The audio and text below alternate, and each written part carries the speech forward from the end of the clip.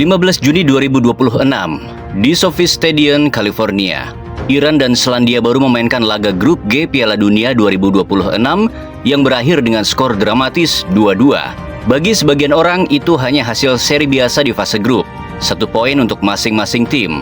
Tapi bagi yang memahami konteksnya, ini jauh lebih dari sekadar 1 poin. Karena untuk sampai ke lapangan itu, Iran harus melewati sesuatu yang tidak pernah dialami oleh tim manapun di Piala Dunia. Teror, diskriminasi, dan upaya sistematis untuk menghancurkan mental mereka, bahkan sebelum peluit pertama dibunyikan. Dan semuanya dimulai dari sini. Donald Trump, Presiden Amerika Serikat, tuan rumah Piala Dunia 2026, memberikan pernyataan yang membuat seluruh dunia mengernyutkan dahi. Did Johnny say? Get it? What if they Johnny win? Infantino, that's a piece of work. What if they win? Well, they wouldn't have to worry about that. That's Snapchat. Dia mengatakan tak masalah jika timnas Iran bermain, tapi yang harus dikhawatirkan adalah jika timnas Iran menang. Bukan pernyataan wasit, bukan pernyataan FIFA, tapi pernyataan presiden tuan rumah. Dan dari pernyataan itulah, semua yang kemudian terjadi kepada timnas Iran mulai masuk akal. Coba bayangkan ini, kalian adalah pemain sepak bola. Kalian terbang jauh dari negara kalian untuk berlaga di turnamen paling bergengsi di dunia. Dan saat mendarat di negara tuan rumah, kalian disambut oleh unjuk rasa.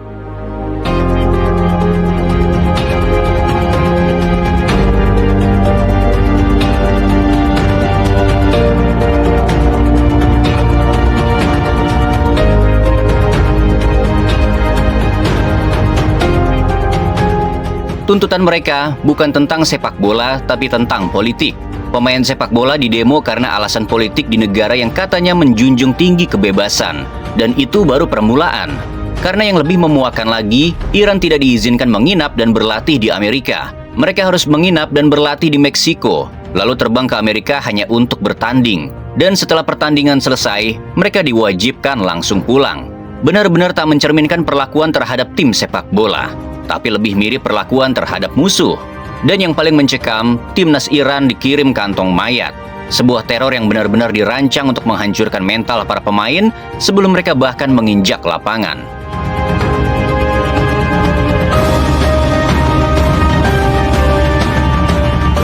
Tapi sepak bola seperti selalu punya cara sendiri untuk menjawab semua itu.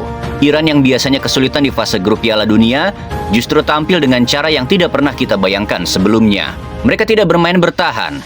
Mereka menyerang, mereka berani. Dan ketika Selandia Baru 2 kali unggul, Iran 2 kali membalasnya. Ramin Rezaian menjadi pemain pertama yang mencetak gol sekaligus assist dalam satu pertandingan Piala Dunia untuk Iran. Dan Mohamed Mohebi mencetak gol penyama kedudukan di menit ke-64 untuk memastikan Iran pulang dengan 1 poin. Di tanah Amerika dengan semua tekanan yang sudah mereka tanggung, Iran tidak menyerah.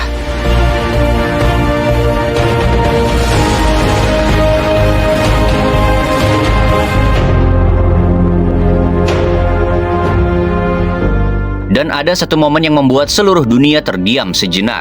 Selebrasi Mohamed Mohebi setelah mencetak gol. Awalnya terlihat seperti selebrasi biasa, tapi kemudian ada gerakan tambahan, gestur dor dor dor, yang maknanya kalau kita pahami konteksnya adalah sindiran langsung kepada Amerika atas apa yang mereka lakukan terhadap masyarakat Iran. Ya, bermain di tanah Amerika, di hadapan ribuan orang yang tidak menginginkan mereka ada di sana, dan dia merayakan gol dengan gestur seperti itu.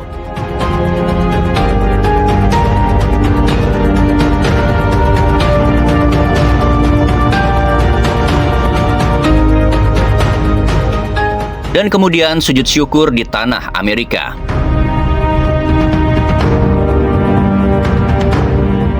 Sungguh gila mental para pemain Iran ini. Mereka yang tidurnya terganggu teror, yang perjalanannya dipersulit, yang kedatangannya disambut demonstrasi. Dan ada satu detail kecil yang luput dari perhatian banyak orang.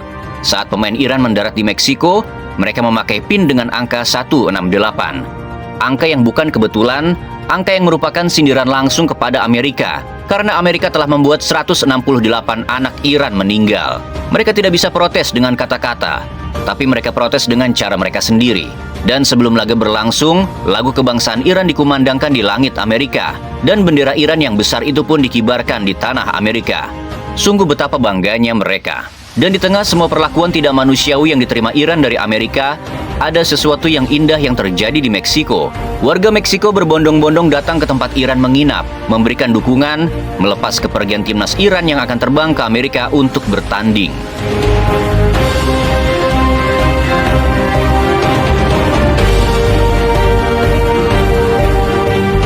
Orang-orang yang bahkan tidak mengenal para pemain itu, yang tidak punya kewajiban apapun untuk peduli, tapi memilih untuk hadir. Karena mereka tahu, di antara semua yang terjadi, Iran butuh merasakan bahwa ada yang memihak mereka. Dan Piala Dunia kali ini memang aneh. Amerika benar-benar ingin menunjukkan bahwa merekalah yang berkuasa. Dan FIFA yang seharusnya menjadi penjaga integritas turnamen ini, tampaknya terlalu penurut. Wasit dari Somalia yang sudah resmi dipanggil FIFA untuk memimpin pertandingan, diusir oleh Amerika karena dianggap membahayakan. Padahal dia wasit, bukan teroris.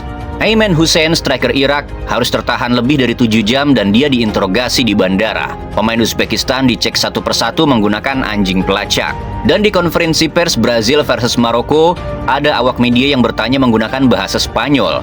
Petugas FIFA langsung mengingatkan bahwa bahasa Spanyol tidak diperkenankan. Dan ini membuat kita juga bertanya apakah ini karena Donald Trump masih baper kepada Spanyol. Karena saat konflik Amerika melawan Iran yang lalu, Presiden Spanyol tidak mengizinkan Amerika menggunakan pangkalan militer mereka.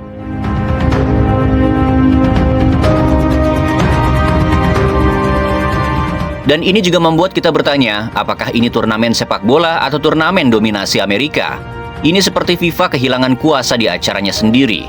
Dan kita masih ingat, saat Indonesia jadi tuan rumah Piala Dunia U20, FIFA dengan seenaknya memindahkan tuan rumah hanya karena sebagian orang menolak kehadiran Israel. Tapi di Amerika, semua diskriminasi itu dibiarkan begitu saja. Standar ganda yang tidak bisa lagi disembunyikan. Dan kalau diskriminasi terhadap tim Iran belum cukup membuat kita geleng-geleng kepala, ada satu hal lagi yang membuktikan bahwa Piala Dunia 2026 ini memang didesain bukan untuk semua orang. Harga tiket. Awalnya penyelenggara menjanjikan dengan harga paling mahal ada di angka 10.990 US dollar. Tapi angka itu kemudian dinaikkan 3 kali lipat menjadi 32.970 US dollar atau setara dengan 583 juta rupiah untuk satu tiket pertandingan sepak bola.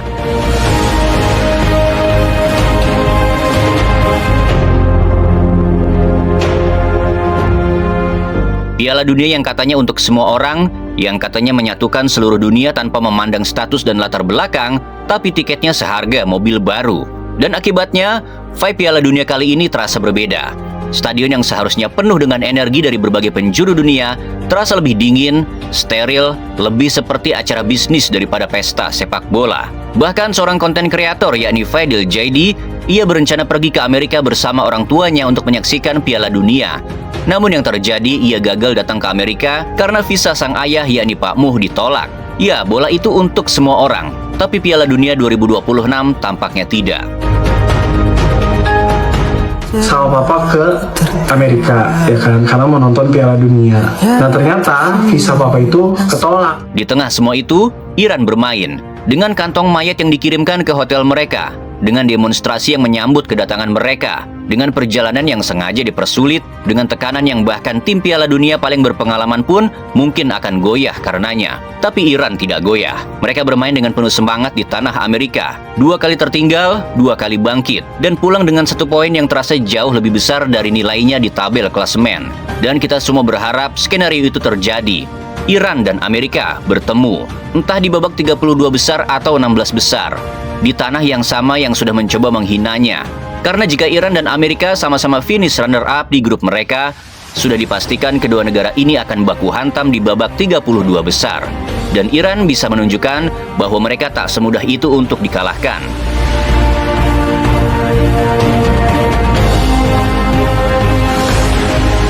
Karena pada akhirnya, inilah yang selalu membuat sepak bola berbeda dari semua hal lain di dunia ini. Di lapangan tidak ada visa yang bisa ditolak, tapi ada kantong mayat yang bisa mengubah hasil pertandingan. Tidak ada presiden yang bisa memutuskan siapa yang menang dan siapa yang kalah. Di lapangan hanya ada 11 pemain, 1 bola dan keberanian untuk berjuang. Dan Iran dengan segala yang sudah mereka tanggung, membuktikan bahwa keberanian itu tidak bisa diteror oleh siapapun.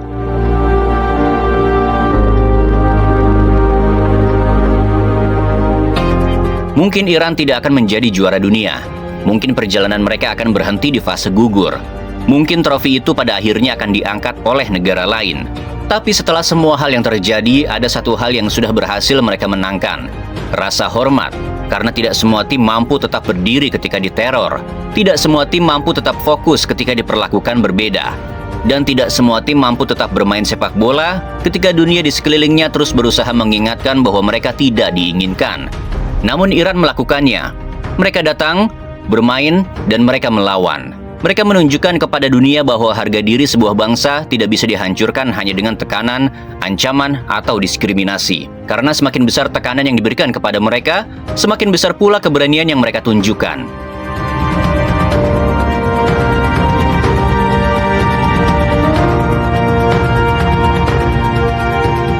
Dan mungkin itulah ironi terbesar dari semua ini. Mereka ingin membuat Iran takut, tapi yang lahir justru sebaliknya. Dunia melihat sebuah tim yang semakin kuat, semakin berani, dan semakin bersatu. Karena pada akhirnya sepak bola memang bukan sekadar tentang menang atau kalah. Sepak bola adalah tentang manusia, tentang martabat, tentang keberanian untuk tetap berdiri ketika seluruh dunia berharap kau jatuh.